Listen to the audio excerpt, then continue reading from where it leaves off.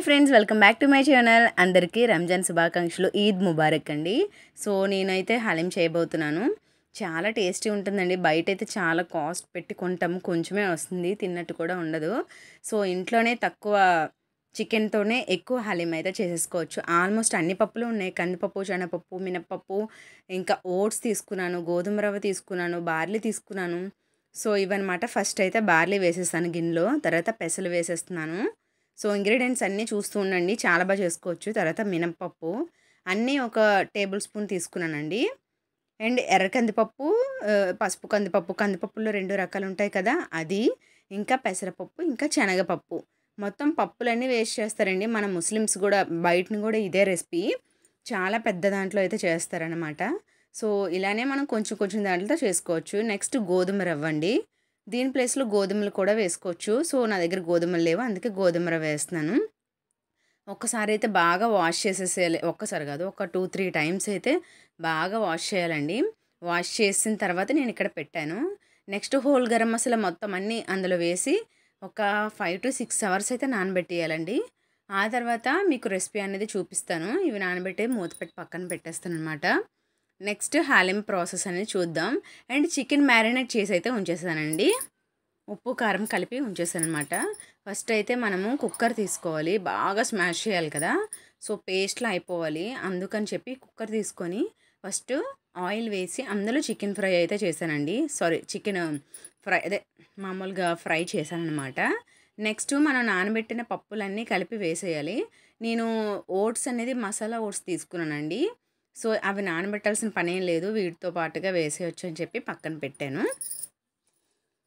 చాలా మన రంజాన్ అంటే నెలంతా ఉపవాసాలు ఉండి ఒక్క పూటే ఎర్లీ మార్నింగ్ అలా తింటూ ఉంటారు కదా. సో కొంచెం ఇమ్యూనిటీ బూస్టింగ్, ఇంకా బలం చాలా రావాలని చెప్పి వాళ్ళైతే ఒక్కసారిగా ఇది మొత్తం పప్పులన్నీ కలిపి ఉంటాయి కదా, కొంచెం తిన్నా కూడా హెల్తీగా ఉంటారనమాట. వాళ్ళు ఫాస్టింగ్ చేస్తారు కదండి. సో ఫాస్టింగ్ చేసినా కూడా నీరసం రాకుండా ఈ హలీం అనేది మనకి ఎప్పుడు అన్ని ప్లేస్లోనే అందుబాటులో ఉంటుంది. సో అందుకని చెప్పి కొనుక్కొని తింటూ ఉంటారు. అదే హలీంని మనం టేస్ట్ బాగా చేసుకోవచ్చు. చూసారా, బాగా మెల్ట్ అయిపోయింది. బాగా మెల్ట్ అయిపోయిన తర్వాత పప్పు గుత్తోటి ప్రాసెస్ ఇది. అందులో అయితే సాల్ట్ వేసాను, ఇంకా రోజ్ పెటల్స్ అయినా వేసుకోవచ్చు. సో నేను రోజ్ వాటర్ వేసాను, రోజ్ అవైలబుల్ లేదు. ఇంకా పాలండి, ఒక చిన్న గ్లాసుల పాలు కూడా వేసేసి సిమ్లోనే పెట్టి బాగా ఉడికించాలి. అండ్ నెయ్యి అండి, నెయ్యి ఎక్కువ పడుతుంది. నేను నెయ్యి వేస్తూ అలా కలుపుతూ ఉంటానండి, చాలా టేస్ట్ వస్తుంది. ఇంకా చికెన్ మసాలా కూడా ఆల్రెడీ గరం మసాలా వేసాను, అండ్ చికెన్ మసాలా కూడా వేయాలి. ఇది చికెన్ హలీం కాబట్టి సేమ్ ప్రాసెస్ మటన్ హలీం కూడా చేసుకోవచ్చు. అండ్ చాలా టేస్టీ వస్తుందండి. ఇదంటే ఫుల్గా ఒక 5 or 6 మెంబర్స్ తినొచ్చు అన్నమాట. బయటనైతే 200 అండి చికెను, అదే మటన్ అయితే 200, చికెన్ అయితే 160 అనుకుంటా. సో ఇది మనం కొంచెం తోటి నేను పావు కేజీలో సగం తీసానండి, అంటే అర్ధ పావు చికెన్. అన్నీ ఒక్కొక్క స్పూన్ పప్పులు, మన ఇంట్లో ఆల్రెడీ అన్ని పప్పులు యూజ్ చేస్తూ ఉంటాం కదా, సో ఆ పప్పులన్నీ వేసి చేసేసుకోవడమే. చాలా టేస్ట్, చాలా హెల్దీ అండి. మన హలీం అంటే ఈ రంజాన్లోని మాత్రం చాలా ఫేమస్ కదండి. హైదరాబాద్ హలీం అనేది చాలా మంచి ఫుడ్ అన్నమాట. సో అక్కడి నుంచి వచ్చిందే, ఇప్పుడు ప్రతి చోట్ల దొరికేస్తుంది మనకి, పెద్దగా కష్టపడవసరం. కానీ బయట చేసేదానికన్నా ఇంట్లోనే మనం చేసుకునేది మనకి హైజెనిక్గా ఉంటుంది అండ్ టేస్టీ కూడా. బాగా స్మాష్ చేసి అలా కలుపుతూ ఉండాలండి, బాగా ఉడికించేయాలి. టేస్ట్ మాత్రం పక్క చాలా బాగుంటుందండి. అసలు బయట దానికి ఇంట్లో దానికి పెద్ద పోలికే ఉండదు. సో నేనైతే హలీం తినాలన్నప్పుడు ఇలా రంజాన్ టైంలో ఒక్కసారైనా చేస్తానన్నమాట. సో చేసి చక్కగా వీళ్ళకి, మా వాళ్ళందరికీ సర్వ్ చేస్తూ ఉంటాను. చాలా టేస్టీ ఉంటుందండి. సో ఈ వీడియో మీకు నచ్చిందని అనుకుంటున్నాను. సో చూసండి, అలా కలుపుతూ టైం అయితే పడుతుంది, అడుగు పట్టకుండా పప్పు గుత్తుతోనే కలుపుతూ స్మాష్ చేస్తూ ఉండాలి. బయట అయితే మీరు చూసారా లేదో తెలియదు, రెసిపీ అనేది చాలా పెద్ద దాంట్లో అండర్ గ్రౌండ్లోని పెద్దది తవ్వి అందులో ఒక పెద్ద దాన్ని పెట్టి బాండీ లాంటిది అందులో వేసి పెద్ద కర్రతో అయితే అలాగ ఒక 3 or 4 మెంబర్స్ అలా కలుపుతూనే ఉంటారు. వాళ్ళ ఆఫ్టర్నూన్ స్టార్ట్ చేస్తే ఈవినింగ్ అవుతుందన్నమాట. సో మన ఇంట్లోనైతే అప్పటికప్పుడే చేసుకోవచ్చు.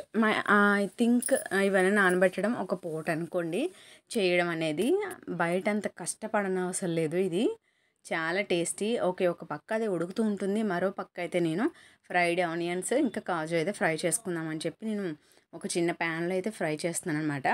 సేమ్ బయట ఎలా ఉంటుందో బయట కూడా పైన మనకి బ్రౌన్ ఆనియన్స్ అనేది సర్వ్ చేస్తుంటారు కదా, కొంచెం జీడిపప్పు ఇంకా కొంచెం నెయ్యి ఇంకా నిమ్మకాయ వేస్తారు. సారీ అండి, నా దగ్గర నిమ్మకాయ లేదు, స్కిప్ చేశారనమాట. నిమ్మకాయ లేకపోయినా కూడా సేమ్ టేస్ట్ అండి. సో ఒక్కసారి కొంచెం నిమ్మకాయ మీరు పిండుకొని తింటే ఇంకా అదుర్సు. అసలు మీరు ఎవరికి పెట్టినా కూడా బయట చేశారా ఇంట్లో చేశారా అనేది అయితే మీకు డౌట్ వస్తుంది. అంటే కనిపెట్టలేరు బయటకు కొనేదేనా అన్నట్టుగా అనిపిస్తుంది. అసలు ఇంట్లో చేశారా అంటే నమ్మబుద్ధి కాదు కూడా, అలా ఉంటుంది. పక్కా బయట మనం ఎలా అయితే హలీం ఉంటుందో అదే ప్రాసెస్ అండి. బాగా చూసి సింపుల్ రెసిపీయే. ఒక ఒక 2 సార్లు చేశారంటే ఈజీగానే ఉంటుంది. అప్పుడు మీకు అనిపిస్తుంది ఇంట్లో చేసుకోవడమే బెస్ట్. బయట అంత రేట్ పెట్టి కొనే కన్నా ఇక్కడైతే ఒక నలుగురు ఎక్స్ట్రా తినొచ్చు అదే కాస్ట్‌కి. సో అందుకని చెప్పి మీకు ఈ రెసిపీ అనేది నేను చూపిస్తున్నానండి. చూసారు కదా హలీం టెక్స్చర్ అనేది ఎంత బాగా వచ్చిందో.